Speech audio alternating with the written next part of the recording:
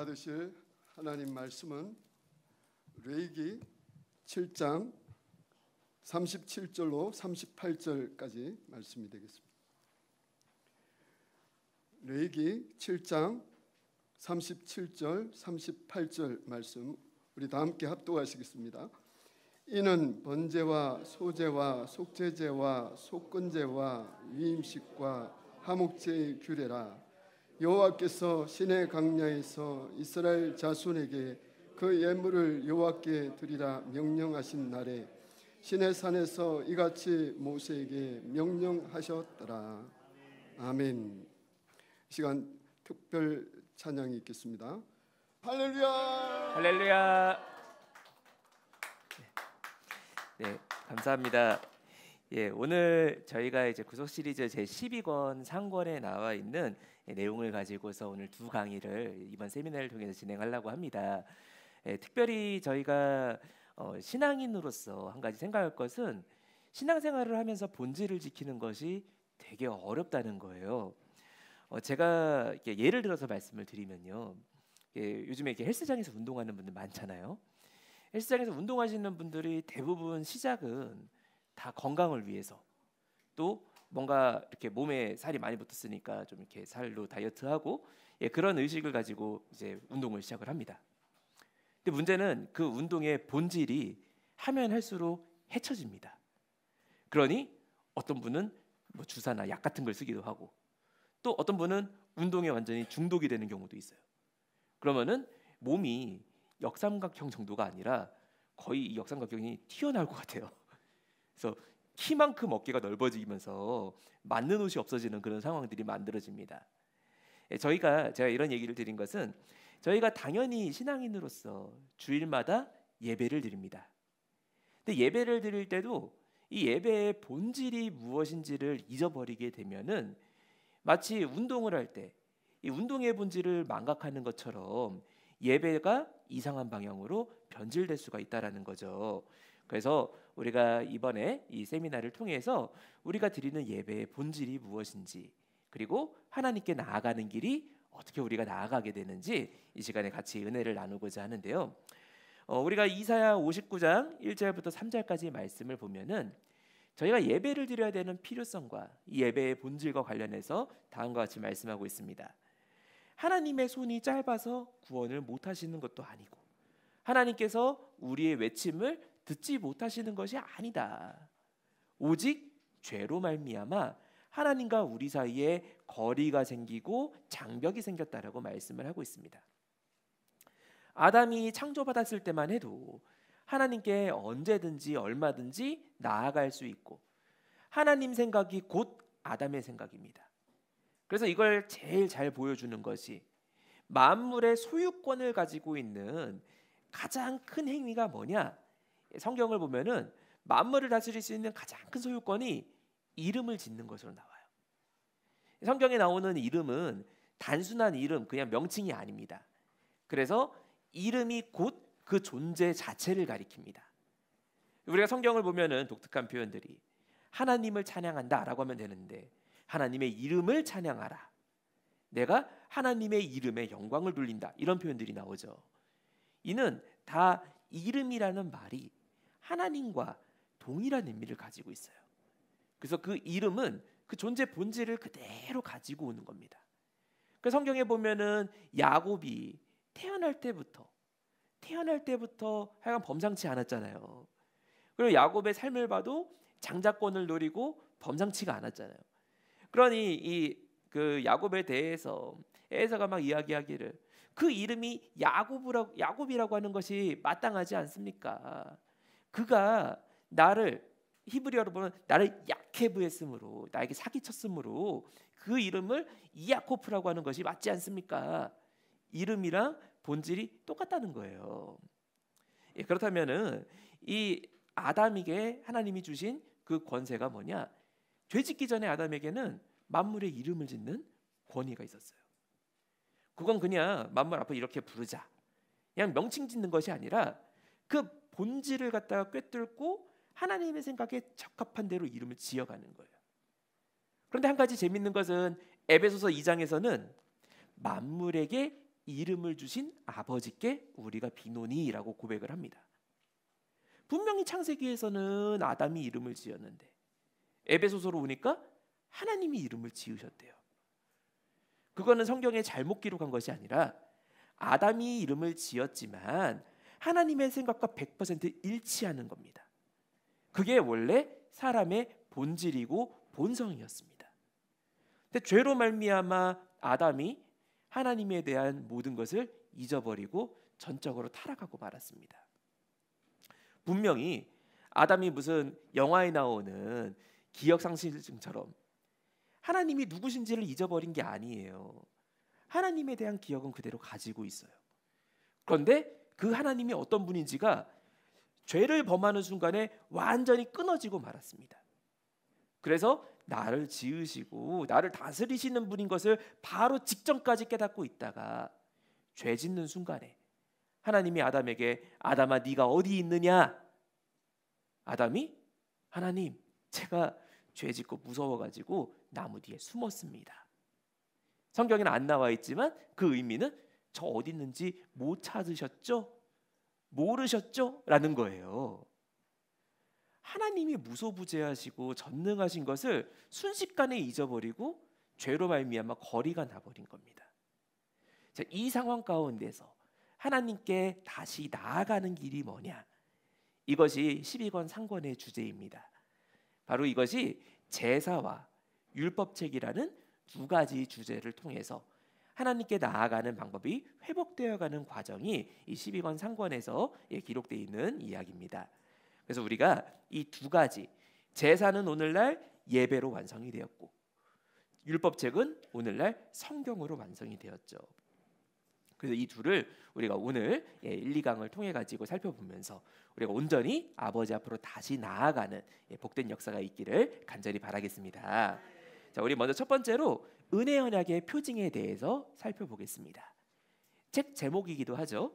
은혜 언약의 표징, 제사와 율법책. 이것이 책 제목인데, 자, 은혜 언약의 표징이라는 게 무슨 말이냐? 우리가 표징이란 말을 잘 안 쓰잖아요. 자, 이 표징이라는 것은 눈에 보이는 사인이란 뜻이에요.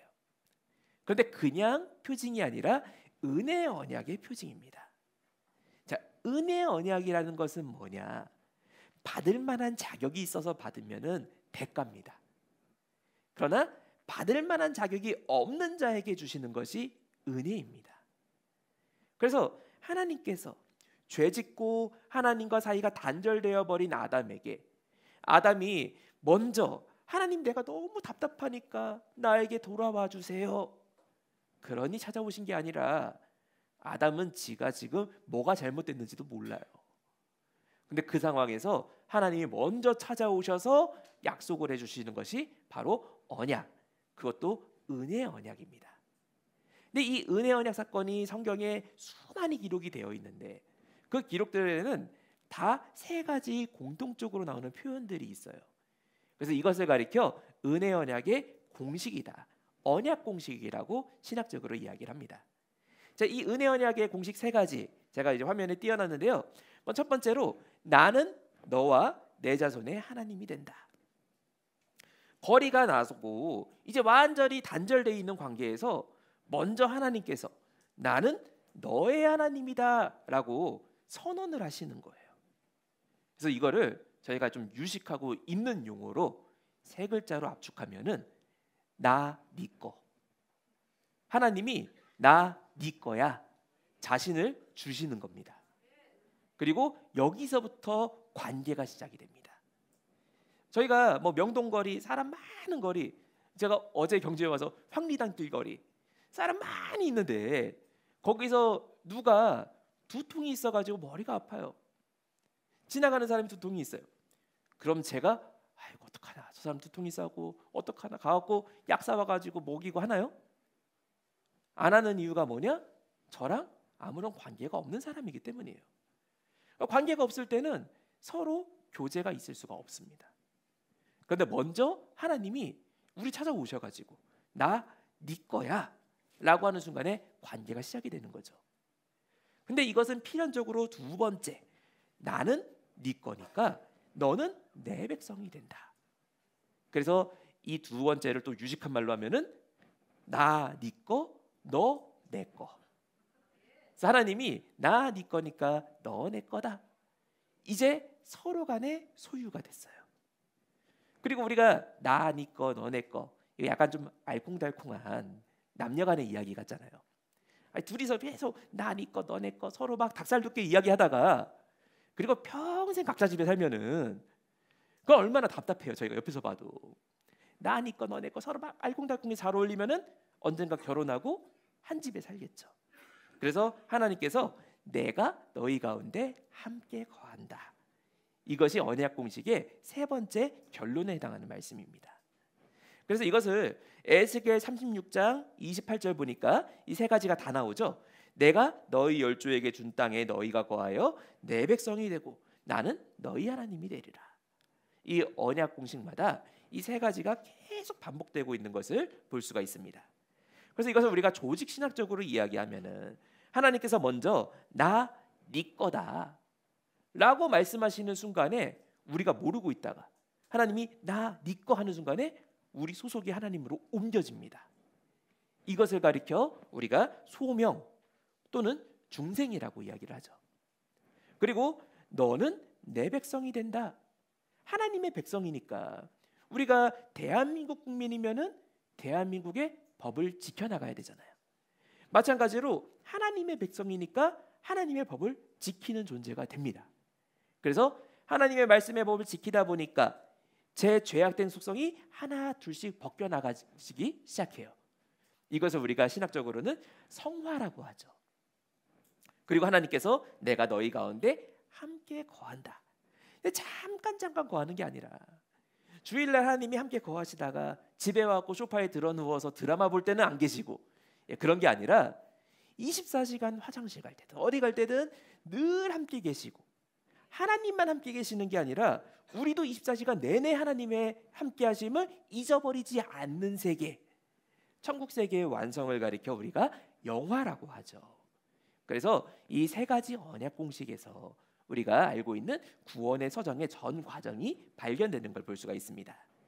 자, 이것을 눈에 보이게 만약에 하나님께서 나 네 거야라고 하시는 순간부터 나 네 거야라고 하는 그 사람이 얼굴에 막 빛이 나기 시작해요. 혹은 등에 날개가 돋치기 시작해요. 이 사람은 하늘을 붕붕 날아다녀요. 그럼 누가 봐도 아, 여긴 언약 백성이구나 차이가 나겠죠. 그런데 저희가 아무리 온 동네를 돌아다녀 봐도 기독교인이랑 불교도랑 뭐 카톨릭 신자랑 차이가 안 나요. 외형으로는. 그렇기 때문에 하나님께서 이 언약 관계를 눈에 보이게 하게끔 우리에게 주신 것이 뭐냐? 표징입니다. 이 표징은 영어로 사인이라고 하는데 이 영이고 보이지 않으시는 하나님께서 우리에게 무언가 보이는 방법으로 계시해 주시는 것, 하나님이 누구신지를 보여주시는 것, 이것이 바로 표징입니다. 오늘날 우리는 참 감사한 게 성령의 내주하심을 우리가 무엇으로 알 수 있느냐. 우리 가끔 성도님들이 그런 질문 많이 하시잖아요. 내 안에 성령님 계신 거 잘 모르겠어요. 어떻게 알아요? 그러면은 저 대학부에서 그런 질문을 한번 받은 적이 있는데 제가 그래서 그 친구한테 그렇게 얘기했어요. 야, 무슨 질문인지 알겠는데 예수님이 쌍꺼풀이 있으셨을까? 몰라요. 예수님 수염이 갈색이었을까? 검은색이었을까? 예수님 눈동자 색깔이 파란색이었을까? 갈색이었을까? 아세요, 답을? 모르시죠? 근데 어떻게 예수님을 믿어요? 어떻게 생겼는지도 모르는 분인데 우리가 믿잖아요. 그게 성령의 내주하심의 증거예요. 그래서 보이지 않으시는 하나님인데 보이는 방법으로 우리가 그 보이지 않는 하나님이 우리를 어떻게 구속하셨는지를 성경을 통해서 보고, 성경이 기록되기 전에 이스라엘 백성들은 각종 하나님의 기사와 이적이나 기념물들을 통해서 하나님의 역사를 경험하고 보았어요. 이것이 바로 표징입니다. 그리고 그 표징은 창세기 1장 14절에서 처음 등장하는데 해와 달과 별이 움직임을 통해서 사시와 징조를 이룬다라고 말씀을 하고 있어요. 그러니 우리가 당장 이 해와 달과 별의 움직임부터가 하나님께서 살아계시다는 증거이자 나타내는 표징이라는 거예요. 그래서 오늘 이 자리에서 저희가 만나서 세미나를 하는 것도 절대 우연이 아닙니다. 하나님의 표징으로 이 자리에서 은혜 언약의 말씀이 증거되는 줄로 믿습니다. 또한 우리가 창세기 17장 11절 말씀 보니까 이 양피를 베어라 할례도 눈에 보이게 몸에 흔적을 남기는 거죠. 그 눈에 보이는 흔적이 바로 표징이라고 말씀을 하고 있어요. 그 외에도 성경에 보면은 표징이란 단어가 쓰이는 것들이 뭐 처음에 아담에게 주신 가죽옷이나 노아가 만들었던 방주나 혹은 연기 나는 풀무와 타는 횃불로 아브라함에게 응답하신 모습, 전부 다 표징들이에요. 그리고 이 표징 중에 성막, 얼마나 아름다운 표징인지 오늘날은 우리가 성막이 하나님의 눈에 계십니다, 아 그렇구나 하고 그냥 넘어갑니다. 그런데 오늘날 우리가 너무 똑똑해서 그래요. 왜냐, 지금은 하나님 말씀 보려면은 뭐 보세요? 성경 보시죠. 근데 문제는 이스라엘 당시에 모세 때에는 성경 보고 읽고 쓰고 할 수 있는 사람이 전체 인구의 10%밖에 안 돼요. 지식인들 제외하고는 성경을 읽고 쓸 수 있는 시대가 아니에요. 그리고 그 지식인들조차도 성경이 양피지에 기록이 되는데, 양피지 가격이 제가 책을 편집하면서 조사했을 때 70인경을 번역하던 당시, 그러니까 구약이 다 끝난 다음에 신구약 중간기죠. 그 시기쯤에 있었던 양피지 가격이 양 한 마리 잡으면 A4 용지가 4장 나옵니다. 그러니까 얼마나 비싸요. 종이 한 장이 한 20만 원 되는 거예요. 게다가 성경을 필사할 때 서기관들의 전승에 의하면은 제가 시편을 필사를 해요. 막 열심히 쓰다가 맨 마지막에 시편 150편 6절에서 잘못 썼어요. 오타를 썼어요. 그러면은 지워야 되잖아요. 어디까지 폐기해야 되느냐? 하나님 말씀이기 때문에 지웠다 다시 쓰는 건 안 돼요. 통째로 태워버리고 다시 써야 됩니다. 그러면은 어디까지 태워야 되느냐? 다 태워야 됩니다. 왜냐면 오타를 쓴 이 사람의 신앙 상태와 정신 상태를 신뢰할 수 없다는 거예요. 그러니 성경 한 권의 가격이 얼마나 비싸요. 그러니 당시에는 내가 그냥 집에 성경 봐야지가 불가능한 시대예요. 그런데 하나님의 계시를 뭘로 보여주셨느냐? 성막이라는 건축물을 통해서 언어를 알든 모르든 이방인이든 유대인이든 보기만 하면 바로 깨달을 수 있게끔 지어주신 거. 그래서 끊임없이 하나님이 누구신지를 드러내시고 계시해 주신 것이 하나님의 은혜의 표징이요, 하나님의 사랑의 표현이었습니다.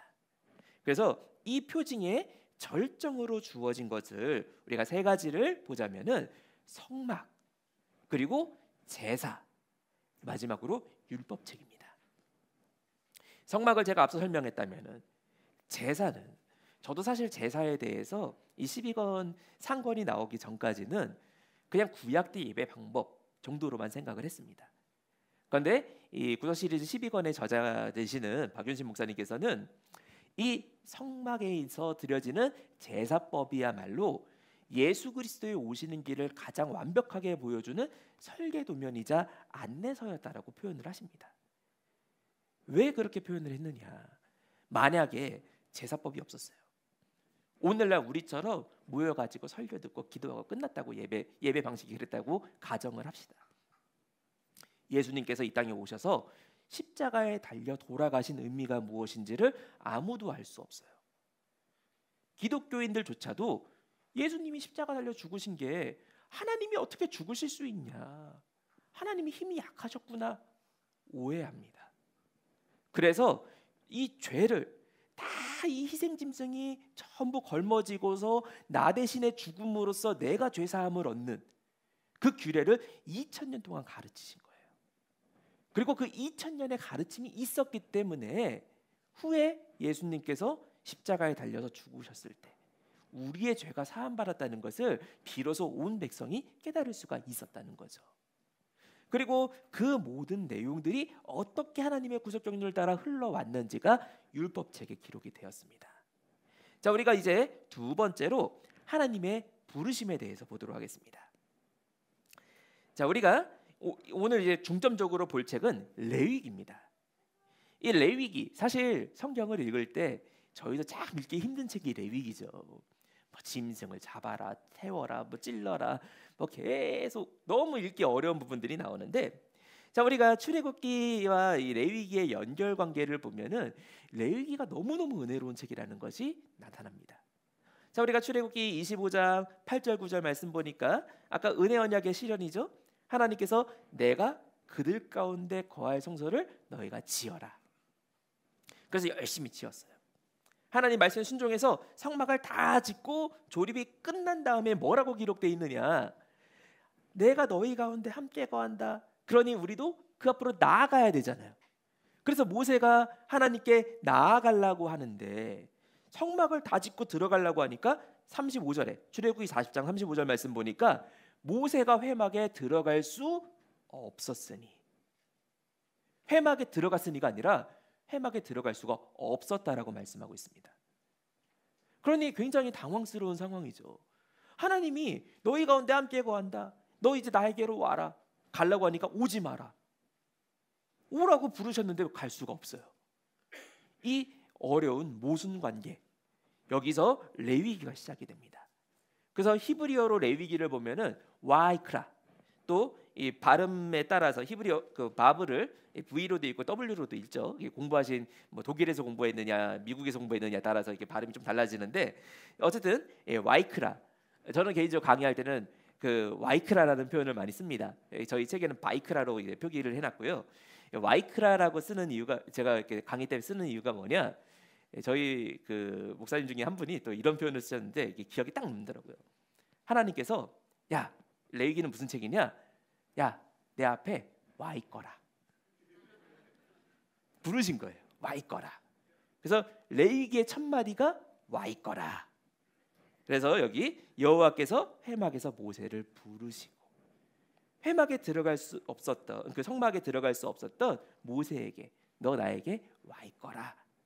찾아가면서 이제 가는 방법을 가르쳐 주시는데, 그게 바로 5대 제사로 나타납니다. 그래서 이 5대 제사, 이 5대 제사법을 통해 가지고 레위기를 통해서 우리는 무엇을 알게 되느냐? 제가 예를 들어서 출발지에서 우리 도착지를 찍어요. 근데 저희가 그럼 두 가지를 알아야 됩니다. 어디로 가는지 도착지를 당연히 알아야 되죠. 근데 이것만 알면 되는 게 아니라 출발지가 어딘지도 정확히 알아야 돼요. 출발지를 엉뚱한 데 찍어놓고 내비를 찍으면은 좌회전하라고 하는데 왼쪽으로 가는 길이 안 나와요. 출발지가 어딘지를 아는 것이 목적지를 향해 가는 시작점이 됩니다. 그런데 이 출발지가 어딘지를 레위기를 통해 비춰보니까 사람이 다 교만해가지고 내 출발지가 전부 다 천국인 줄 알아요. 천국에서 출발했고 천국으로 가는 줄 알아요. 근데 레위기는 우리의 출발점 GPS를 딱 찍어갖고 거기가 어디라고 하느냐? 야, 너 이거 하면은 의롭고, 이거 하면 의롭고, 이거 하면 의롭고, 이거 하지 않으면 의롭고, 이거 하지 않으면 의롭고. 다 읽어보니까 지킬 수가 없어요. 나 죄인이구나. 이게 우리의 출발점을 인식시키는 율법의 역할입니다. 그래서 이 5대 제사를 통해서 죄인이 속죄함을 얻고 하나님 앞에 속함을 얻어서 나아가게 하는 것, 이게 바로 5대 제사의 규례에 나타나 있는 방법인 거죠. 그래서 우리가 첫 번째로 이 율법이 규정하는 거룩의 구별에 대해서 내용을 보자면요, 레위기의 가장 핵심이 되는 주제는 거룩입니다. 그래서 레위기 10장 10절부터 11절 말씀에 보면은 이 거룩의 구별이라는 신학적인 표현인데요, 이 거룩의 구별이라는 개념을 설명을 하고 있습니다. 레위기 10장 10절부터 11절 제가 읽어드리면, 그리하여야 너희가 거룩하고 속된 것을 분별하며 또 부정하고 정한 것을 분별하고 여호와께서 모세에게 이른 모든 것을 다 이스라엘에게 고할 수가 있다라고 말씀을 하고 있는데요. 자, 여기 지금 보니까 분별하며, 근데 이 분별하면은 이게 좋은 건지 나쁜 건지 그냥 골라내는 작업이 아니라, 이 분별에는 히브리어 바달이라는 단어가 쓰였습니다. 이 바달이라는 단어는 어디에 쓰이느냐? 창조 때 땅과 하늘을 가르시고 바다와 땅을 가르시고, 이게 다 가르고 하는 그 모든 과정에 바달이라는 단어가 쓰입니다. 그래서 이 바달이라는 단어의 의미는 중간 지대가 없이 완전히 가르는 거예요. 흑이냐 백이냐지 중간 회색이 없는 완전한 구분입니다. 그래서 하나님께서 거룩과 속됨을 완전히 구별시키는 사명을 제사장에게 명령하고 계세요. 그리고 이 거룩과 속됨, 우리가 거룩은 당연히 알고 있는 개념이지만 이 거룩은 하나님의 속성입니다. 우리가 사람을 보고서 야, 그 사람, 그 집사님 마음이 진짜 선하셔. 그 집사님 진짜 잘생기셨어. 그 권사님 너무 미인이야. 이렇게 칭찬을 해요. 근데 우리가 야, 그 장로님 거룩하셔. 이런 표현은 잘 안 쓰죠. 왜냐하면 거룩은 사람의 속성이 될 수가 없어요. 요만큼의 악이나 흠이나 오도 없는, 죄가 없는 모습이 거룩이에요. 그래서 이 거룩은 성경에서 철저하게 하나님의 속성 혹은 하나님의 속성을 닮아가는 잠시의 과정, 이런 경우에만 제한적으로 쓰입니다. 반면에 속됨이라는 단어는 어떤 의미냐? 우리가 속됨에 대해서 많이 오해를 하는데요. 속됨 하니까 이게 한글 어감은 좀 나빠 보이잖아요. 근데 이게 영어로 번역하면은 커먼이에요. 그냥 일상적인. 그리고 이걸 헬라어로 번역할 때는 코이네라고 번역합니다. 이 코이네는 우리가 공부하는 헬라어가 코이네 헬라어. 그래서 일상적인 헬라어, 뭐 전문적인 무슨 어떤 정치를 위한 헬라어가 아니라 신약 성경이 기록된 건 코이네 헬라어로 기록이 됐죠. 그러니까 일반적이란 뜻이에요. 일반적이라는 건 무슨 말이냐? 선도 있고 악도 있다는 거예요. 두 가지가 함께 있는 모습입니다. 자, 우리가 신앙생활하고 우리가 이 땅에서 있는 모습이 사실 거룩이 아니라 속됨입니다. 왜냐하면 저희가 예배 드릴 때는 막 은혜 받아요. 정말 오늘 바로 예배 끝나고 나서 너 순교 당할래? 그러면 아멘 하고 막 순교할 수 있을 것 같아요. 근데 돌아가다가 막 너무 은혜로워가지고 다 용서할 수 있고 다 사랑할 수 있을 것 같은데 집에 가는 길에 갑자기 차 한 대가 막 끼어들어옵니다. 그럼 저도 모르게 욱해가지고 야 이 어쩌고저쩌고 막 이렇게 화를 내죠. 그 순간 다 잊어버려요. 이게 속됨입니다. 예, 그러나 이 속됨을 다시 구별합니다. 속됨은 다시 정결함과 부정함으로 구별이 되는데요. 정결이라는 것은 깨끗한 상태, 부정이라는 것은 더러운 상태입니다.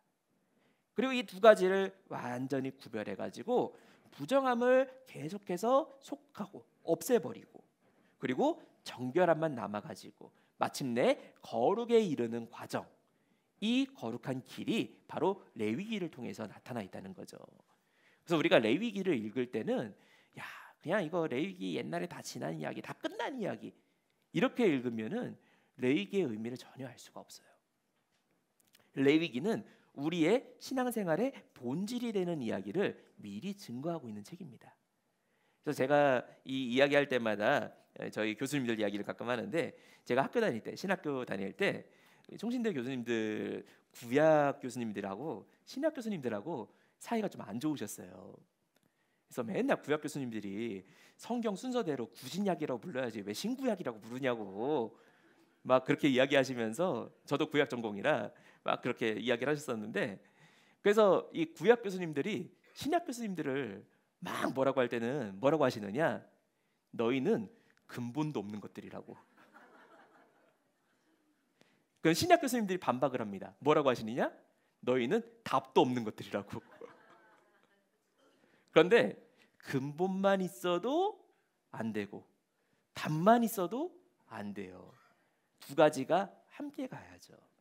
그래서 우리가 레위기를 공부하는 것은 근본을 공부한다면 레위기의 말씀이 예수님께 어떻게 성취가 됐는지는 답을 통해서 알 수가 있습니다. 그래서 우리가 이 두 가지가 함께 감으로써 아버지의 영광 앞으로 한 발짝 한 발짝 나아가는 귀한 역사 있기를 간절히 바라겠습니다. 자, 우리가 이제 두 번째로 넘어가서 자, 이 율법이 규정하는 거룩의 구별에 대해서 자, 로마서 7장 7절부터 9절까지 말씀 보니까 우리가 이 아까 봤던 거룩과 속됨 중에도 정결과 부정 중에서 내 모습을 이제 뒤져보니까 어디에 내 좌표가 찍히느냐? 부정에 찍혔어요. 부정에 찍혔기 때문에 이제 하나님 앞에 나아가기 위해서는 이 부정의 문제를 해결해야 됩니다. 율법은 우리가 그대로 순종해가지고 너 부정을 무조건 없애버리고 너 무조건 그 정함만 가지고 살아라는 책이 아니에요.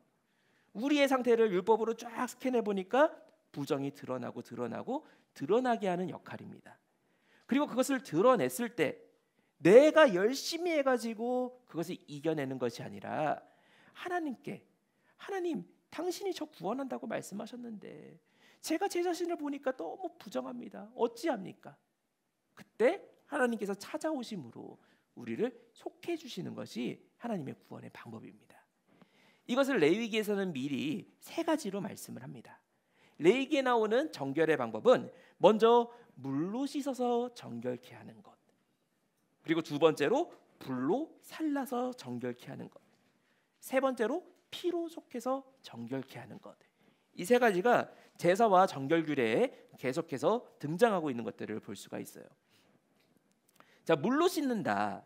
물로 씻는 것은 우리가 손에 막 검은 거 묻고 이러면 물로 이렇게 씻어내잖아요. 그러면은 싹 일시적으로 깨끗함을 얻게 됩니다.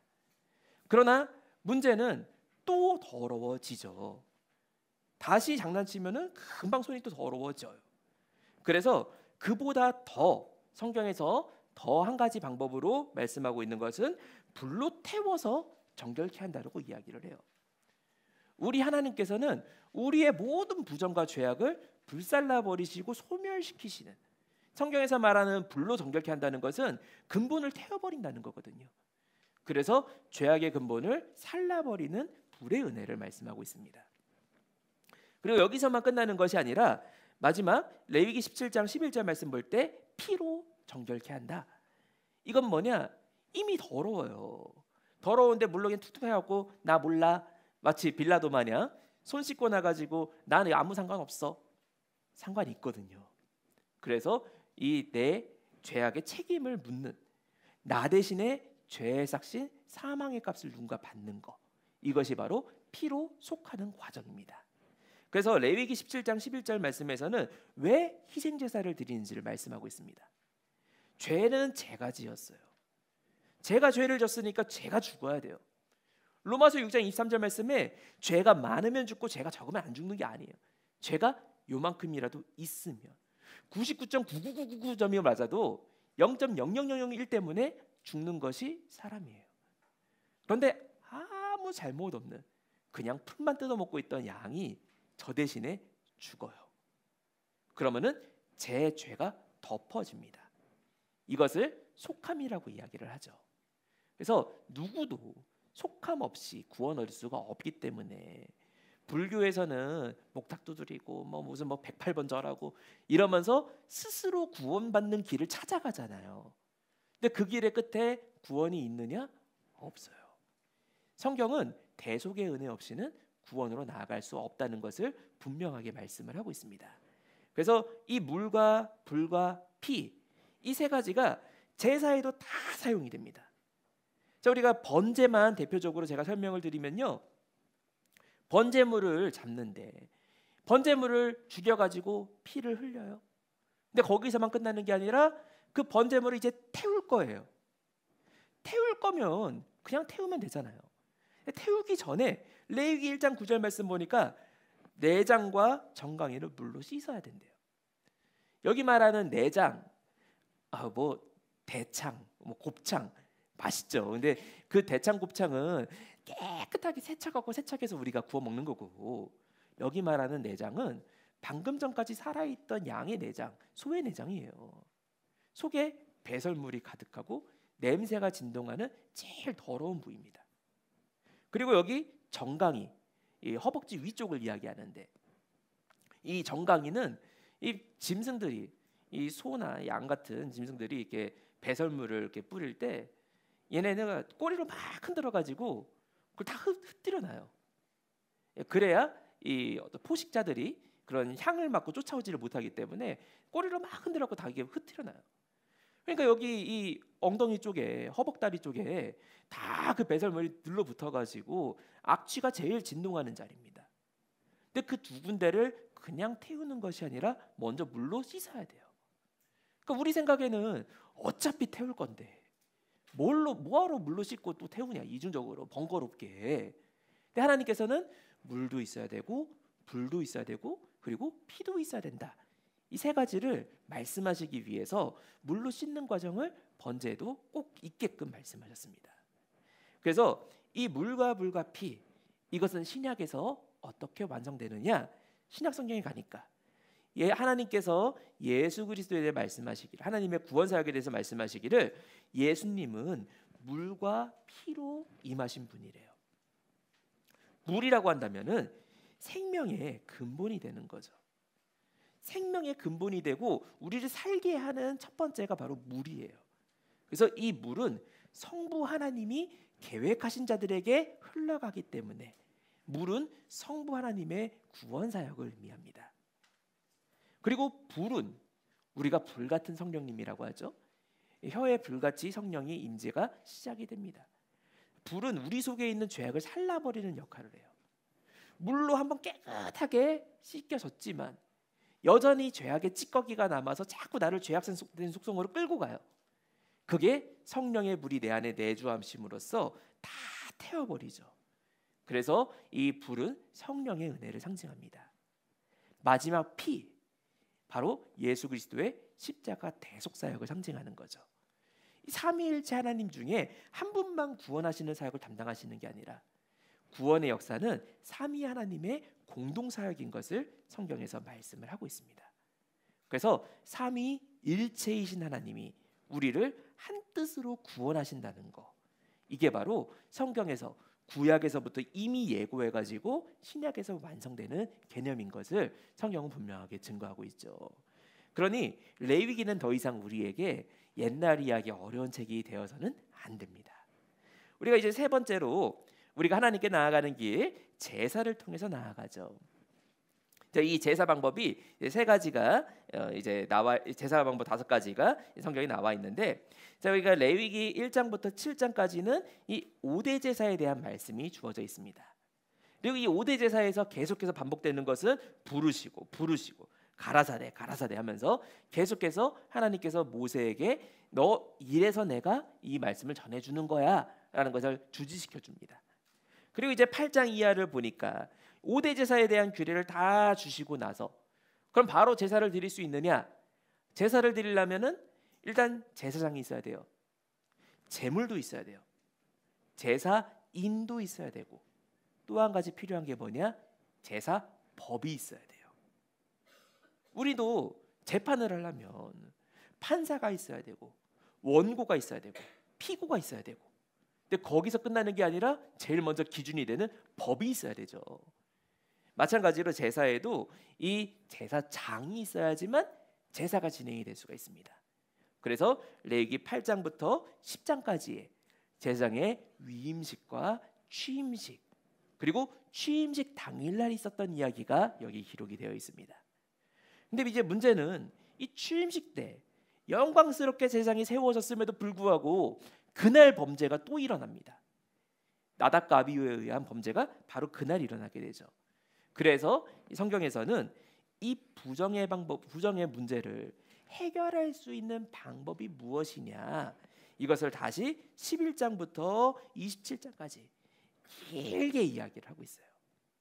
만약에 나답과 아비후가 범죄하지 않았고 첫 제사가 완전한 제사로 끝이 났다면 레위기 뒤의 이야기가 기록되지 않아도 됐을 거예요.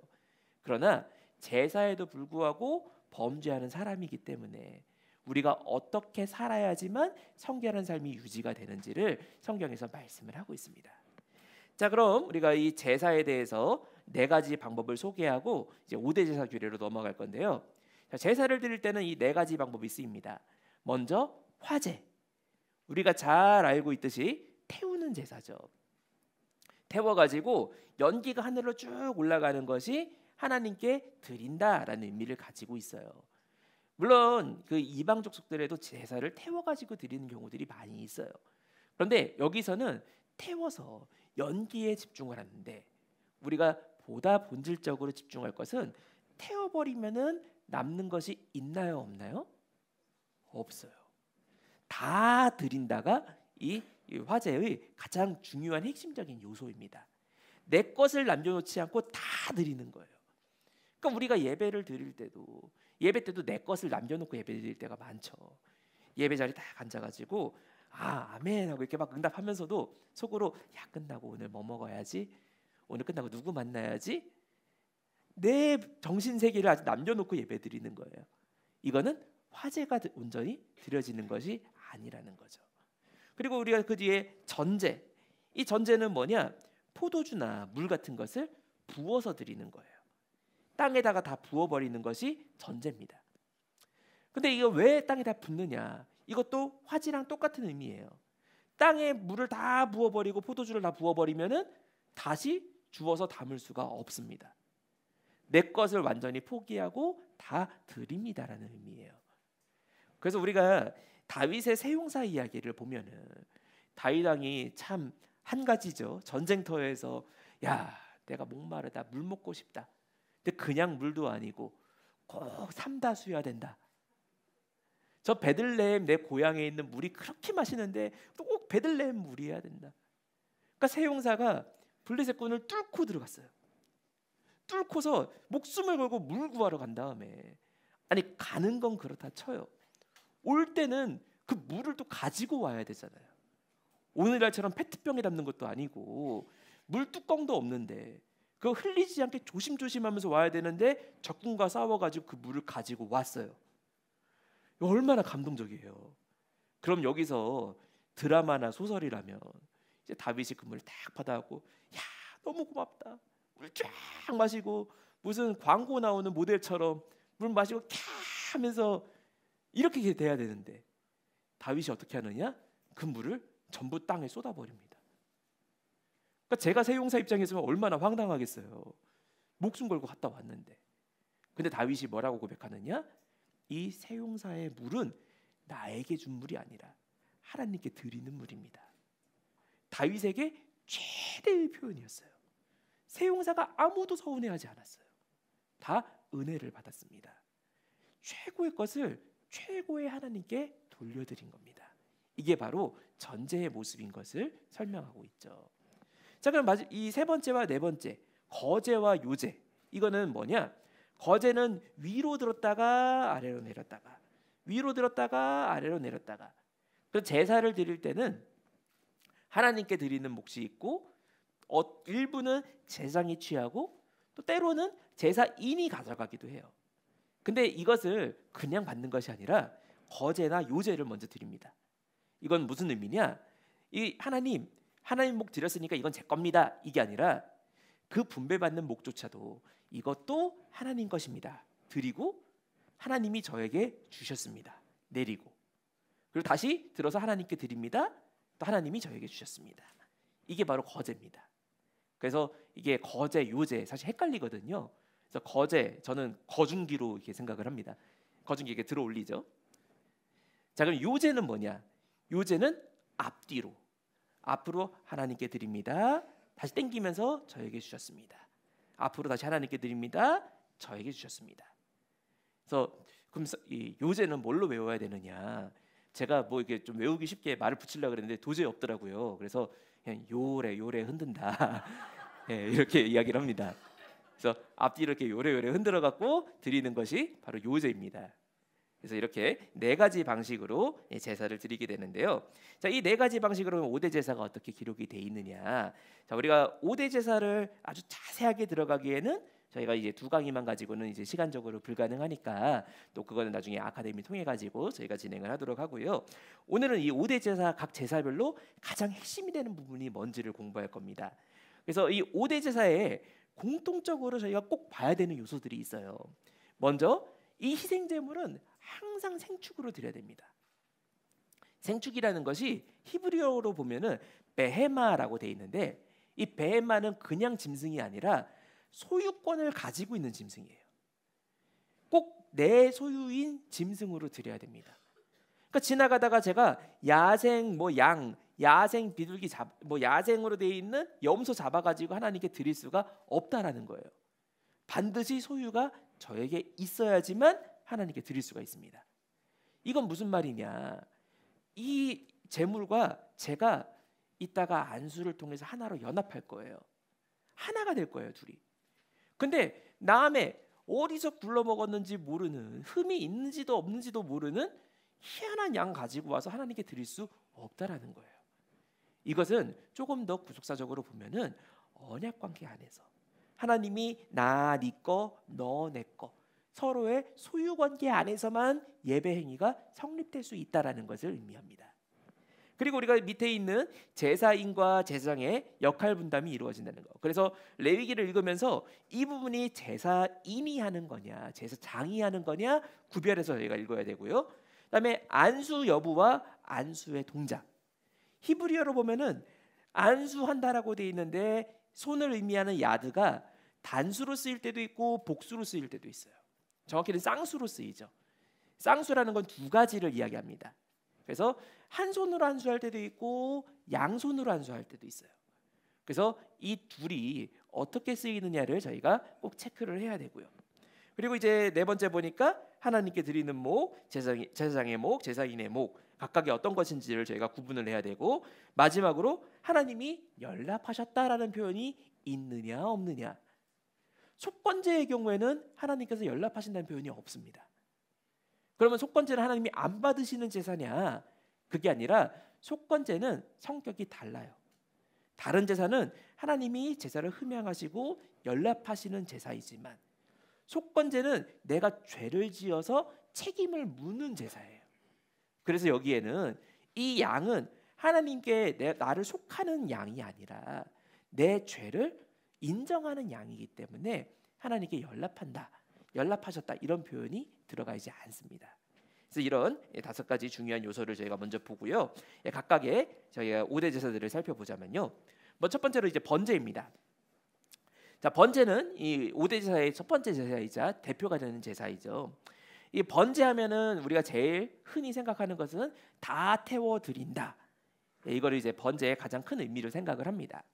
근데 이제 이 번제의 좀 특징적인 것은 그냥 태워 드리는 게 아니라 번제에만 가죽을 벗기고 또 각을 뜨고 그것을 태운다라고 표현이 돼 있어요. 가죽을 벗겨내고 각을 뜨는 과정은 번제에만 기록이 돼 있습니다. 근데 이 각을 뜨고 또 이 가죽을 벗겨내고 그냥 힘들게 이걸 왜 하나님이 시키시느냐? 자, 제물을 보면요, 양이나 소나 특히 이스라엘에 있는 소는 뭐 우리나라도 한우 있는 것처럼 이스라엘에 원래 있는 소는 색깔이 빨간색이에요. 구릿빛입니다, 진짜. 그래서 이 소가 또 윤기가 있잖아요, 털에. 그래서 이 약간 해가 질 때 이 소 보면은 무슨 이게 빨간 보석 같아요. 막 번쩍번쩍하면서 너무 그 보이기가 이뻐요. 게다가 기본적으로 소는 등치가 있잖아요. 근육질이잖아요. 그러니까 이 소가 다른 사람들이 소한테 함부로 못하는 거 알아요. 소 자신이 알아요. 뿔도 있죠. 근육질이죠. 그러니까 이 소에게 있어 제일 큰 자랑은 자기 가죽과 자기의 그 큰 우람한 모습입니다. 양도 마찬가지예요. 양이나 염소도 다른 양이나 염소들보다 좀 더 크고 뿔도 좀 더 크고 잘난 놈들이 여러 암컷을 거느리고 잘 나갑니다. 그러니까 양이나 염소에게도 마찬가지로 뿔과 가죽, 이것이 그 짐승의 최대의 자랑이자 그 짐승을 규정하는 것들이에요. 그런데 번제를 드릴 때는 그것을 그냥 다 태워버리는 게 아니라 가죽을 벗겨내고 다 각을 뜹니다.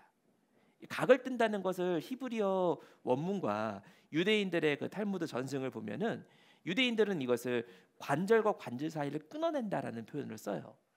그러니까 모든 관절을 다 끊는지는 모르겠지만 어쨌든 이 고기를 형체를 알아볼 수 없는 토막토막으로 잘라내는 것을 각을 뜬다라고 이야기를 합니다. 한글에서 각을 뜬다고 하면은 좀 몇 군데 이렇게 듬성듬성 자르는 개념이잖아요. 근데 이제 히브리어적 개념은 완전히 그냥 완자처럼 다 작게 뭐 요만한 고기 덩어리들로 다 잘라내는 거예요. 자, 그럼 이렇게 되면은 이 고기 덩어리가 이렇게 다 쌓여 있으면 이게 이쁜 손지, 못생긴 손지, 잘난 손지, 못난 손지 아무 구별이 안 됩니다. 이 소가 자랑하던 것들이 다 벗겨지고 형체가 무너졌어요. 그리고 그 다음에야 이 번제물을 태워서 하나님께 드립니다. 자, 이것은 오늘날 예수님께서 우리를 위해, 야, 그래 내가 하나님인데, 야, 그래도 내가 하나님인데 나 옷은 좀 입고 십자가 달리면 안 되겠냐?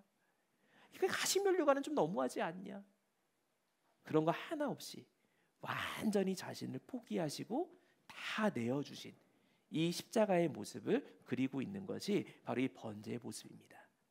그리고 이것은 오늘날 우리가 예배를 드릴 때도 예배 드릴 때 아유 그래도 내가 집에 돈이 좀 있는데 내가 그래도 직업이 좀 잘 나가는데 다 가죽이 살아있고 아직 각이 안 떠진 예배자들이에요. 예배 드릴 때는 거지나 부자나 권세 있는 자나 권세 없는 자나 다 똑같은 모습으로 하나님 앞에 죄인으로 나아가는 거, 이게 바로 각을 뜨고 가죽을 벗겨내는 전 과정에 나타나는 의미입니다. 그래서 우리가 예배를 인도하기에 앞서 우리 스스로가 먼저 합당한 예배자가 되는 귀한 은혜가 있어야 될 줄로 믿습니다. 자, 우리 두 번째로 소제. 이 소제는 어떤 제사냐? 사실 5대 제사 중에 제일 무시받는 제사 중에 하나가 소제입니다. 왜냐하면 곁들여 드린다고, 소제만 단독으로 드리는 경우가 많지 않다 보니까 소제는 그냥 덤으로 드리는 제사 이렇게 생각을 많이 하는데, 소제 드리는 것도 보통 일이 아닙니다. 물론 이 소제는 다른 제사랑 곁들여 드리기도 해요. 그건 맞아요. 근데 이 제물을 드릴 때 소제는 유일하게 짐승을 드리는 것이 아니라, 피가 있는 제사가 아니라 곡식으로 고운 가루를 만들어 갖고 하나님 앞에 드리는 제사입니다. 그런데 여기 말하는 고운 가루, 그냥 가루만 만들어 드리는 게 아니라 고운 가루에 유향, 성결을 의미하는 유향과 또 기름을 더해 가지고 기름통에 쭉 뿌리는 게 아니라 가루가루들마다 기름에 다 버무려지게 이것을 다 반죽을 한 다음에 하나님께 드립니다. 근데 여기에 절대로 쓰면 안 되는 것이 누룩과 꿀을 쓰면 안 된다라고 말씀을 하고 있어요. 자, 그럼 이 소제는 무엇을 의미하느냐? 이 소제는 뭐 가루째로 드려도 되고, 떡으로 만들었고 빵으로 만들어 드려도 되고, 빵을 만들 때 후라이팬을 써도 되고, 냄비를 써도 되고, 화덕을 써도 되고, 방법은 여러 가지예요. 그러나 반드시 고운 가루로 만들어야 됩니다. 일반 가루가 아니라 고운 가루로 만들어야 돼요. 근데 이 고운 가루는 당시 이스라엘에서 맷돌을 굴려가지고 만드는데요. 오늘날 고운 가루 하니까 편의점 가갖고 또 옆에 있는 마트 가갖고 밀가루 소맥분 사면 되는구나.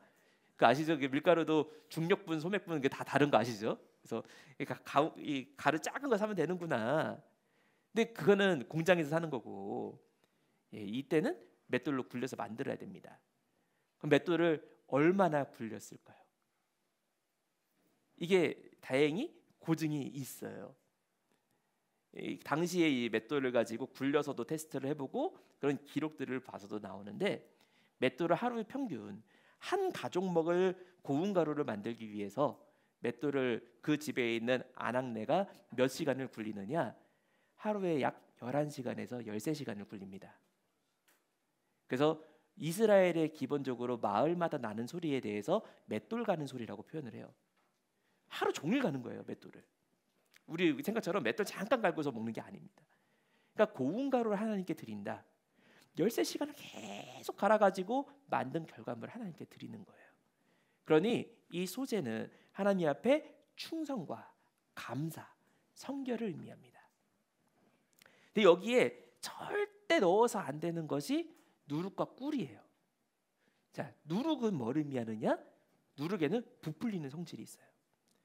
그래서 빵을 만들 때 가루 50g 만들어 가지고 누룩 없이 빵을 만들고, 하나는 누룩을 넣어서 만들고, 그럼 누룩 때문에 빵이 이만하게 커지거든요.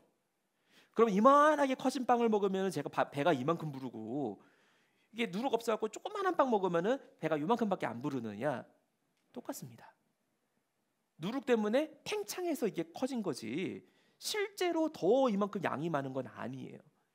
그 누룩은 기본적으로 헐의 허식의 의미, 팽창하고 일반 있는 것보다 뻥튀기 하는 의미를 누룩이 가지고 있습니다. 그러니 이 신앙에 있어서도 누룩 있는 신앙이란 건 뭐냐? 바리새인처럼 하나님 앞에 기도하는데 시장 가가지고 옷 치렁치렁하게 갖고 기도 길게 하고 사람들한테 인정받는 모습으로 기도하고 싶어하는, 이게 누룩의 모습입니다. 그럼 꿀은 왜 여기 들어가 있느냐? 우리가 사실 성경에서 꿀 하면 하나님 말씀의 상징이잖아요. 근데 왜 여기에 꿀이 또 들어가느냐? 꿀 역시 아무리 맛이 없어도 꿀 찍어 먹으면 다 맛있습니다. 그러니까 꿀도 속성을 변화시키는 거예요. 그래서 여기 소재에서 꿀까지도 금지한 것은 뭐냐? 그냥 그대로 내 모습 그대로 하나님께 드리는 것이 여기 소재의 의미예요. 그래서 오늘날 우리가 내 신앙을 다른 사람들에게 인정받기 위해서 속여가면서 나 잘 믿는 척할 필요가 없다는 거예요. 어디까지 이르렀든지 하나님 앞에 내 모습 그대로 나아가시는 것을 하나님이 인정하시고, 내가 부족하다고 해서 야, 나 너 안 받아 라고 하시는 게 아니라 부족한 나까지도 사랑하시는 것이 하나님의 이끄심이라는 거죠. 그래서 이 소재가 의미하는 예수님의 십자가의 모습은 뭐냐? 이 맷돌 안에 곡식이 들어가면은 맷돌이 갈리면서 다 짓이겨지고 터지고 망가집니다. 창조주이신 예수님께서 마치 사람이 주는 순환에 의해서 맷돌에 갈리는 그 곡식처럼 다 부셔지고 바스라지셨어요. 그렇게 우리에게 생명의 떡을 주셨고 피를 흘리심으로써 우리가 살게 하셨습니다. 이것이 바로 소재가 나타내는 예수님의 십자가의 모습이라는 거죠. 자, 우리가 세 번째로 화목제. 자, 이 화목제는 하나님과 사람 사이의 화평 그리고 교제를 위한 제사죠. 이 화목제를 드림으로써 이제 교제가 회복이 됩니다. 자, 화목제에는 중요한 특징이 한 가지가 있는데 5대 제사 중에 유일하게 제사인에게도 제물의 일부가 분배가 됩니다. 다른 건 전부 다 하나님 목 혹은 제사장 목 이렇게 두 가지로만 나눠지는데 제사인도 분배를 받아요. 근데 분배를 받기는 받는데 문제가 뭐냐? 자, 분배를 받아요. 그래서 이 고기를 받아와갖고 먹고 싶은데 여기에 규칙이 있습니다. 받은 당일에 혹은 다음 날까지 전부 먹어치워야 됩니다. 그리고 그 다음까지 남아있는 것, 제2일이나 제3일에 남아있는 것은 도리어 연락이 안 될 뿐만 아니라 그에게 저주가 된다라고 말씀을 하고 있어요. 그러니까 화목제를 드리는 거는 하나님 앞에 화평을 놓고 저희가 기도하면서 제사를 드렸잖아요. 근데 그게 도리어 저주가 된다고 하면 얼마나 무서운 이야기예요. 근데 왜 이걸 어떤 의미를 가지느냐? 이 화목제에서 이 예물을 갖다가 드리는데 소 한 마리를 저희가 한 600kg라고 가정을 합시다. 뼈 빼고 하나님께 드리는 목 빼고 제사장에게 주는 몫을 빼고 나면은 그래도 한 고기가 한 350kg 정도 남아요. 자, 이제 우리 화목제 드렸으니 350kg 우리 가족 다 먹자. 이거 뭐 무슨 푸드파이터 하는 사람들이 와갖고 먹어도 못 먹습니다. 근데 남겨놓으면은 저주가 됩니다. 물론 태울 수 있어요. 남은 것을 태워야 할지니라라고 말씀은 하고 있는데 고기 굽는 것도 구울 때 고기 타잖아요. 까맣게 되지 사라질 때까지 태우려면은 한두 시간 태우는 게 아니거든요. 300kg 막 고기 50kg만 태우만다고 해도 하루 왼종일 태워야 됩니다. 그러니까 태우는 것도 방법이 되지 않아요, 본질적으로. 그럼 어떻게 해야지 이 화목제 고기를 처리할 수 있을까요? 무조건 나눠야 됩니다. 그냥 나누는 게 아니라 무조건 나눠야 됩니다. 나랑 친한 사람만 나눠가지고는 이거 고기 감당 안 돼요. 내가 싫어하는 사람이든 원수든 저기 막 진짜 뭐 못난 사람이든 이방인이든 다 끌고 와가지고 다 고기를 나눠줘야 돼요. 그럼 다 물어볼 거 아니에요. 이 고기 왜 주는 거예요? 제가 하나님께 화목제 드렸는데 이 제목이 응답받았어요. 자랑하면서 다 나눠줍니다. 먹는 사람도 다 축하하면서 먹어요. 그리고 그렇게 고기가 싹 사라졌을 때 교제가 회복이 되고 하나님과 사람 사이가, 이웃과 이웃 사이가 회복이 되는 겁니다. 그래서 오늘날 우리가 제사를 드려놓고 오늘 예배를 드려놓고도 화목제의 의미처럼 예배가 오히려 저주가 되는 경우가 있습니다. 언제냐? 영적인 교만이 쌓일 때 예배가 저주가 됩니다. 예배 때 내가 너무너무 은혜 받는 처음 듣는 말씀들을 들었어요. 너무 은혜 받았어요. 근데 그것이 전해지지 않고 내 속에만 있어요. 그러면 어떻게 되느냐? 지나가는 사람 같이 다 예배 드리는데 야, 너는 이거 내용 모르지? 넌 임마 이거 속에 있는 성경 속의 비밀 모르지? 내가 너보다 나아 임마. 교만이 싹트는 순간에 예배 드렸던 것이 저주가 되어버립니다. 그럼 어떻게 해야 되느냐? 나눠야 돼요. 야, 성경 속에 이런 거 있었던 거 알아? 와, 깜짝 놀라가지고 은혜 받고, 이 사람도 화목제 예배 드리면서 저한테 몰랐던 내용을 이야기하면서 서로 은혜 받고, 그때 교회가 부흥되고 하나님의 뜻이 성취된다는 것이죠. 예수님께서 희생과 보혈을 통해서 우리의 화목제물이 되어주심으로써 우리에게 참된 화목이 주어진 것을, 우리가 안 믿는 사람들 보면서 아이고 지옥의 땔감들 이러면 유대인과 다를 바가 없어요. 안 믿는 사람들에게 우리가 증거하고 화목제의 교제를 나눌 때, 그때 이 화목제의 의미가 온전히 실천되는 은혜가 있을 줄로 믿습니다. 이 화목제에서 특별히 하나님께 드리는 것 중에 양의 기름진 꼬리를 꼭 드려야 돼요. 제가 이거는 그 사진으로 보셔야 재밌을 것 같아서 넣어놨는데, 이게 양의 기름진 꼬리예요. 예, 이스라엘 양은 이 양의 그 속성 자체가 지방질이 전부 다 꼬리로 가요. 그래서 이 굉장히 극단적으로 꼬리가 이게 많이 살찐 양인데, 실제로 이스라엘 기록에 보면은 양이 너무 살쪄가지고 이 양꼬리에 수레를 달아줬다는 이야기가 많고, 지금도 가면은 수레 달고 있는 양들이 있어요. 꼬리가 너무 무거워서 못 움직이거든요, 양이. 그러니까 다 지방이 꼬리로 갑니다. 그래서 이 당시에 지방은 이 힘의 원천이라고 생각했기 때문에 이건 항상 하나님께 드리는 것으로 드려지는 것을 볼 수가 있습니다. 이거는 참고로 제가 내용을 보여드렸고요. 자, 이제 속죄제와 속건제가 남았죠. 자, 네 번째인 속죄제. 이 속죄제는 히브리어로 보면은 하타 혹은 하타트라는 히브리어를 씁니다. 그런데 이 하타트가 속죄제라는 의미도 있는데 죄라는 의미도 있어요. 죄도 하타, 속죄제도 하타. 그러니까 굉장히 좀 번역할 때 얼마나 어렵겠어요. 그가 하타가 있으니, 그가 속죄제가 있다는 건지 죄가 있다는 건지 전부 다 하타라고 썼어요. 근데 이 속죄제, 한국말로 하면은 조금 그 의미가 어려운데, 이 속죄제의 그 뜻은 죄의 정체를 드러내고 죄를 해결하는 제사라는 의미를 가지고 있습니다. 자, 죄의 정체를 드러낸다. 이것을 좀 잘 표현하고 있는 게, 제가 여기 그 화면에 보면은 웬 스프레이가 있잖아요. 이 스프레이가 코로나19가 한창일 때, 그때 약국마다 소독제 막 이런 거 다 품절이었잖아요. 이스라엘에서 팔던 소독 스프레이입니다. 근데 여기 보면은 제가 확대해 놨는데 여기 히투이라고 써 있거든요. 빨간 네모 해놓은 데가 히투이라고 있거든요. 하타에다가 모음만 바꿔놓은 거예요. 그러니까 죄라는 의미하고 오염이라는 의미하고 소독이라는 의미하고 정결이라는 의미하고 전부 다 하타예요. 지금 현대 이스라엘도 동일한 의미를 가지고 있습니다. 그래서 우리가 막 병원 가갖고 응급실 가면 소독하잖아요. 이스라엘 소독실에 하타라고 써 있어요. 그게 이제 이 죄의 속성이 무엇인지, 죄가 반드시 사라져야 되는 것이라는 것을, 그리고 우리가 이걸 이해해야지만, 이 에스겔서를 보면은 에스겔 40장부터 48장에 나와 있는 천국의 그림자인 에스겔 성전에서 거기서도 속죄제를 드려요. 죄가 있어서 속죄제를 드리는 게 아니라 뭐 제 손이 깨끗한데도 소독을 하는 것처럼, 이 소독이라는 의미를 가지고 있기 때문에 죄의 정체가 무엇인지를 깨닫게 하는 제사이기 때문에 이 하타라는 단어가 똑같이 그 에스겔서에도 기록되어 있는 것을 볼 수가 있습니다. 그래서 이 속죄제의 특징이 있다면 이 죄의 정체를 드러내고 정결하게 하는데, 이것이 속죄제의 규례를 통해 나타납니다. 그래서 대제사장이나 회중이 속죄제를 드릴 때는 이 제물의 피를 가지고 성소 안에 들어가서 성소 안에 있는 이 휘장과 분향단에다가 피를 처리합니다. 근데 왜 이렇게 하느냐? 대제사장이랑 회중이라고 하면 제사장을 포함하고 있는 백성의 지도자 그룹을 이야기하거든요.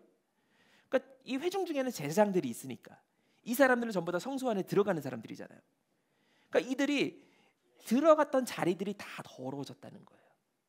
제가 죄 짓는 순간에 제가 발로 밟았던 모든 곳이 다 이미 더러워졌기 때문에 그곳에 피를 뿌려야지만 하나님께 가장 가까이 갔던 그 휘장과 분향단에 피를 뿌릴 때 나머지가 죄를 사함받는다, 이런 의미를 가지고 있다면, 반면에 족장이나 일반 백성들, 레위 지파가 아닌 일반 백성들은 다 이 안에 들어가지 못하고 이 번제단까지만 나아갈 수 있는 사람들이죠. 이들은 성소 안에 들어가서 피를 처리하는 게 아니라 이들이 갈 수 있는 가장 거룩한 영역인 이 번제단까지 가서 거기서 피를 처리하게 돼 있습니다. 죄가 가지고 있는 오염성이 얼마나 심각한지를 보여주는 제사가 바로 이 속죄제입니다. 그래서 예수님께서 십자가에서 보혈을 흘리셨을 때 십자가의 피 단 한 방울 안에 그 안에 들어있는 예수님의 생명으로 말미암아 억조창생 모든 인간들의 죄가 사함받았습니다. 십자가의 피가 하늘로 솟을 수도 있지만 하늘로 올라가 가지고 쫙 뿌려진 게 아니라 땅에 떨어진 것은 그 땅이 바로 죄악의 온상지였기 때문이에요. 그러나 그 자리에 피가 떨어짐으로써 우리의 모든 죄가 사함받은 것, 이것을 미리 모형으로 보여주는 것이 속죄제의 의미죠. 그리고 마지막 제사인 속건제, 이 속건제는 배상이 필요한 제사에 대해서 예배를 드리는 겁니다. 자, 속건제, 배상이 필요한 범죄에 대한 제사다. 배상이 필요하다는 건 무슨 말이냐? 반드시 갚아야 되는 이런 그 문제예요. 그러니까 제가 뭐 주일날 교회 예배를 깜빡했다, 안 드렸다, 이런 범죄가 아니라 성물을 뭐 무너뜨려갖고 이게 단상을 잘못해갖고 단상을 파손시켰다, 의자를 파손시켰다, 혹은 성물이 아니라 이웃관계에 있어서도 내 친구의 양을 빌려왔는데 그 양이 죽어버렸다, 뭐 이런 범죄를 일으켰을 때 거기에 대한 대가를 치르는 제사가 속건제입니다. 근데 이 속건제에는 반드시 필요한 것이 속전이 필요해요. 이 속건제의 규례에는 먼저 무조건 양 한 마리, 다른 제사와 다르게 무조건 양이어야 돼요. 소도 안 되고 염소도 안 되고 비둘기도 안 되고 무조건 양 한 마리. 그리고 양 한 마리에 플러스 제가 범죄한 것이 100만 원이면 100만 원에다가 이 배상으로 더하기 5분의 1, 20%를 더해가지고 120만 원으로 갚아주는 거, 이게 바로 배상입니다. 그런데 이 배상이 이루어질 때 우리가 생각할 한 가지 중요한 요소가 있는데요. 여기에는 두 가지 순종이 있어야지만 이 예배가 연락이 될 수가 있어요. 이 속건제도 아까 봤던 속죄제와 동일하게 히브리어 아샴이라고 쓰는데, 이 속건제가 필요한 범죄에 대해서도 아샴, 또 속건제도 아샴, 죄도 아샴, 속건제도 아샴이에요. 범죄를 드러내는 제사가 속건제입니다. 그리고 이 범죄에는 반드시 갚음이 필요한데, 근데 자, 우리가 생각할 때 제가 1,000원을 실수했어요. 1,200원으로 갚는 거 어렵지 않습니다. 근데 제가 100만 원을 실수했어요. 120만 원으로 갚는 거 조금 아까워요. 제가 10억을 잘못했어요. 얼마를 그럼 속건제 배상을 해야 돼요? 2억을 해야 돼요. 야, 2억은 좀 너무하지 않냐? 액수가 커질수록 사람 마음이 왔다 갔다 합니다. 그리고 만약에 속건제를 안 드리잖아요. 그러면 양 한 마리에 양 5으로, 소 한 마리 소 4으로 배상의 정도가 확 달라집니다. 그러니 제가 이번엔 범죄한 사람이 아니라 범죄를 당한 사람이라고 쳐요. 그럼 얘가 예배 안 드리면은 저 양 한 마리 이 사람이 잘못한 거 저 4마리로 갚을 수 있거든요. 그럼 속으로 무슨 마음이 들까요? 야, 속건제 드리지 마라. 나 좀 땡 좀 잡자, 이런 마음이 들 거 아니에요. 그리고 제가 또 사람이 욕심 있는지라, 야, 내가 너무 기분 나빴고 너무 내가 화가 나고 있으니까 너 20% 갖고 안 돼. 너 한 50% 내야 돼. 너 이 정도 죄 용서받으려면 너 한 150만 원은 나한테 줘야 돼. 사람 생각은 그렇거든요. 그런데 바치는 자도 하나님 말씀에 순종해서, 야, 20% 너무한 것 같아, 하지만 순종해갖고 아멘하고 20%를 드려야 되고, 받는 자도 마찬가지로 순종해서 내 마음에는 한 3배, 4배 더 받고 싶지만 순종해서 20%로 상대를 용서해야 돼요. 그래서 둘이 서로 용서하고 말씀에 순종할 때만 속건제 제사가 완전하게 드려집니다. 이것은 속건제를 단순히 속건제 바치는 사람만 생각하면 안 되고, 속건제의 배상을 받는 입장도 같이 순종이 이루어질 때만 제사가 연락될 수가 있다는 거죠. 그래서 이 속건제에는 이 제물이 나의 대신에 죽는 제물이 아니기 때문에, 내 죄로 말미암아 이 내 책임을 묻는 제물이기 때문에 나 대신에 이 제물이 죽습니다라는 고백을 담은 안수가 없어요. 그리고 안수가 없기 때문에 하나님이 연락하셨다는 내용도 들어가 있지 않습니다. 그래서 이 속건제가 드러내고 있는 죄의 책임에 대해서 우리가 정확히 알아야 됩니다. 자, 이 속건제가 사실 성경에 많이 기록이 안 돼 있다 보니까 잘 이게 우리가 집중해서 많이 안 봅니다. 그리고 내용도 20% 벌과금 낸다 그러니까 참 설교하기도 어렵고 참 힘이 들어요. 근데 가장 은혜로운 속건제가 뭐냐? 만약에 하나님께서 우리한테 청구서를 보내십니다. 야, 네 죄 지어가지고 내가 속 썩은 거 너한테 청구서 보내니까 너 네 죄 지은 거에다 플러스 20% 하고 나한테 갚아라. 딱 지로용지 날라온다면은 얼마일 것 같으세요? 뭐 금액으로 이야기할 수가 없겠죠. 우리가 갖고 있는 뭐 재산이고 다 팔아도 갚을 수가 없어요. 사람이 자기 죄 100%를 갚는 것도 불가능한데 거기에 20%를 얹어서 갚으라는 것은 사람이 할 수가 없어요. 근데 우리의 속건제물이 누구시냐? 예수님이 우리의 속건제물이 되셨습니다. 하나님이 사람이 돼서 이 땅에 오심으로써 심지어 속건제 드리는 사람은 낯짝이라도 있지. 낯짝이 있어갖고 내가 죄 졌으니까 20% 더해서 드립니다. 찾아가기라도 하지 죄를 지었는지도 몰라요. 근데 그런 사람들의 죄를 다 걸머지셔가지고 자신의 생명을 드리심으로써 가장 온전한 속건제물이 되어주시고 그 속건제로 말미암아 우리가 죄악의 그 짓눌려 있던 무게에서 해방을 얻게 되었습니다. 우리가 이러한 5대 제사 이것이 예수님의 십자가가 가지는 의미와 그 공효가 무엇인지를 우리에게 가장 분명하게 선포하고 있는 것이 바로 이 5대 제사라는 것을 잘 깨닫는 가운데 우리가 드리는 예배들도 5대 제사의 속성이 다 살아있는 참된 예배가 될 줄로 믿습니다. 우리가 이제 마지막 세 번째로 이 5대 제사는 영원한 규례입니다. 5대 제사가 구약 때만 있었던 제사가 아니에요. 지금도 우리의 예배 속에 있어야 되는 제사의 속성을 보여주는 예배들입니다. 이 5대 제사의 대표가 되는 번제, 그 중에도 가장 대표가 되는 것이 상번제입니다. 상번제는 항상 있는 번제, 히브리어로는 올라타미드라고 하는데요. 이 상번제는 매일마다 아침과 저녁에 양을 드리는 제사예요. 하루도 빠지지 않고 이날이 안식일이면 안식일에 번제가 있는데 우리 생각에는 뭐 우리가 설날이랑 무슨 날이랑 겹쳤어요. 그럼 우리 같이 하잖아요, 한꺼번에. 그런데 이스라엘 성경에서는 절기와 안식일이 겹치고 해도 절기 제사 따로, 안식일 제사 따로, 상번제 따로 다 따로따로 해서 하나도 빠짐없이 드려야 됩니다. 그래서 상번제는 절대로 뺄 수 없는. 그래서 우리가 성경 읽다 보면은 에스라서에서 이스라엘 백성들이 바벨론 포로에서 귀환한 다음에 제일 먼저 한 게 뭐냐? 단을 쌓고 단에서 상번제를 시작하는 것이 회복의 시작입니다.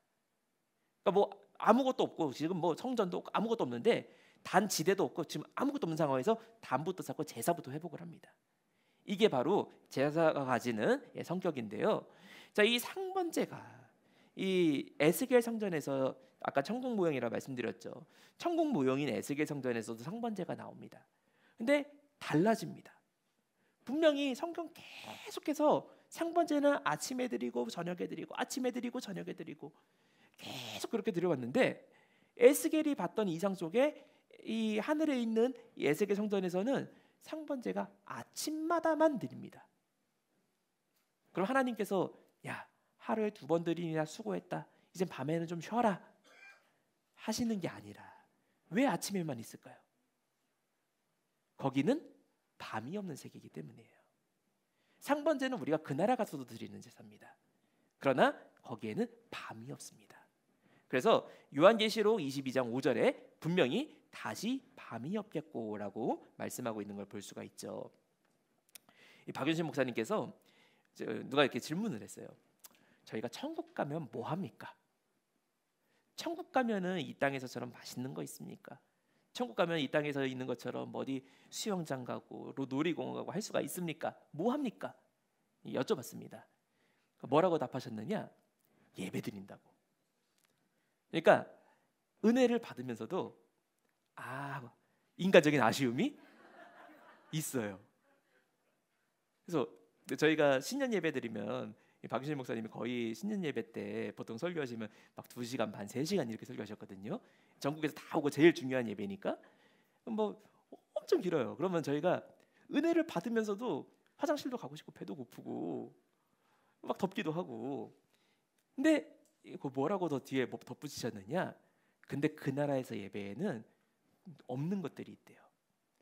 피곤한 게 없고 지치는 게 없고, 그리고 예배 드리다 보면은 너무 말씀이 좋은데 이해가 안 갈 때가 있잖아요. 성경에 있는 말씀이 너무 막 은혜로운데 이게 무슨 말씀이지 하고 막 어려운 게 있어요. 막히는 게 없대요. 그래서 성경 처음 읽으면서 그 은혜를 깨달아갖고 그 마음의 벅찬 감동들 다 느껴보셨잖아요. 그게 24시간 때 계속한 세계, 이게 바로 천국이래요. 그래서 천국에서 우리가 배워야 할 것이 여전히 많다라고 표현을 하셨어요. 이게 우리가 온전한 상번제, 마지막에 천국에 입성해서 아버지 앞에 드려야 되는 마지막 최후 예배의 모습인 줄로 믿습니다. 그래서 우리가 이 5대 제사를 잘 공부함으로써 이 밤이 없는 세계에서의 마지막 완전한 제사에 다 참여하는 저와 여러분 다 되시기를 간절히 바라겠습니다. 우리가 결론을 맺자면요, 이 구약의 5대 제사는 예수 그리스도 십자가 제사의 설계도이자 오늘날 예배의 원형입니다. 그래서 우리가 제일 중요한 구절로 제가 뽑아놓은 것이 시편 50편 5절인데요. 이르시되 나의 성도를 너희 앞에 모으라, 곧 제사로 나와 언약한 자니라. 이건 무슨 말이냐? 이 제사로 말미암아 우리가 계속해서 하나님의 그 언약에 참여하고 나타난다는 거예요. 우리가 뭐 무슨 그 요즘 뭐라 그러죠? 이렇게 바코드 있어가지고 지나가면서 바코드 띡 찍으면은 기독교인입니다. 띡 하면 불교인입니다. 띡 무교입니다. 이렇게 나오면 얼마나 좋아요. 근데 그런 바코드가 없죠. 그런데 이 사람이 언약 관계인 것을 나타내는 바코드가 뭐냐? 그 표징이 바로 제사입니다. 그래서 하나님께서 내가 너와 언약 관계 안에 있다. 그래서 하나님이 이 땅에서 예배가 끊어지지 않게끔 섭리하시고, 또한 우리도 그 안에 있기 때문에 내가 내 안에 내주하는 성령님으로 말미암아 하나님께 예배로 나아가는 것, 이게 바로 언약 관계에 나타나는 것이죠. 그래서 신명기 29장 14절부터 15절까지 여기 적어놓진 않았지만 여기 말씀 보면은 시내산에서 또 모압에서 다시 언약을 재강론하면서 언약을 뭐라고 말씀하느냐? 언약을 체결하는데 하나님이랑 언약 체결한 대상자가 여기에 있는 자들과 또한 여기에 아직 있지 아니한 자들까지니, 오늘날 우리까지도 다 그 자리에서 같이 언약을 체결하고 하나님의 표징으로 찾아오고 계신다는 거예요. 그래서 오늘날 이 한국 각지에서, 대한민국 각지에서 드려지는 예배가 한국 교회가 아버지와 언약 관계 안에 있다는 신령한 표징이 되고 하나님께서 살아계시다는 표징이 되어서 그 표징이 만천하를 돕고 완전한 예배를 회복하는 복된 날이 임할 줄로 믿으시고 그 사명자들 다 되시기를 주님의 이름으로 축원하겠습니다. 함께 기도하겠습니다. 사랑과 은혜가 충만하신 아버지 하나님, 감사합니다. 오늘 먼저 이 5대 제사 규례를 통하여서 하나님께서 우리에게 은혜 언약의 표징으로 찾아와 주신 아버지의 살아계신 그 역사와 사랑을 저희가 살펴보았습니다. 아버지 하나님, 저희는 이 예배를 드린다고 하면서도 예배의 본질이 무엇인지, 예배의 의미가 무엇인지 습관적으로 드릴 때가 너무나 많았음을 고백합니다. 하지만 아버지 하나님, 저희 한 사람 한 사람 예배를 인도하고 아버지 앞에 드려야 하는 신령한 영적 제사장으로서 예배의 본질과 의미를 잘 깨닫고 아버지, 저희 한 사람 한 사람을 통하여 아버지께로 나아가는 모든 성도들을 신령한 예배의 자리로 인도할 수 있는 귀하고 복된 역사가 있도록 함께하여 주시옵소서. 그로 말미암아 마지막에 드려질 정말 하나님 앞에 천국 세계에서 드려지는 영원한 예배에 저희가 한 사람도 나고자 없이 다 참여할 수 있는 복된 은혜가 있도록 축복하여 주시옵소서. 모든 것 맡기옵고 사랑과 은혜가 충만하신 우리 주 예수 그리스도 이름 받들어 간절히 감사 기도드리옵나이다. 아멘. 감사합니다.